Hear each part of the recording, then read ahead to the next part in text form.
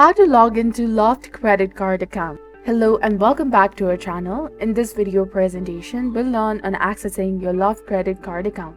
So first of all, you have to open any web browser on your mobile device or your computer and type in Loft credit card in the search bar and hit enter in your keyboard.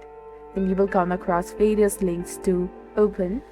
Go to loft.com, that is indicating the Loft credit card option. And once you click on it, you will be headed to their official homepage. Now in this page, you are supposed to click on sign in option, and here you will land in the login portal where you have to enter the correct form of your email address followed by your password.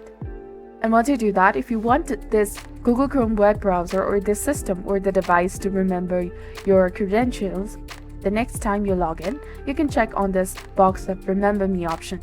And in the case, if you have forgotten your credentials, you can simply go to forgot password link in order to reset or retrieve your email address and the password. And after you have entered the correct form of your credentials, you can simply click on the sign in option that is highlighted in black color in order to successfully log into your Loft credit card account.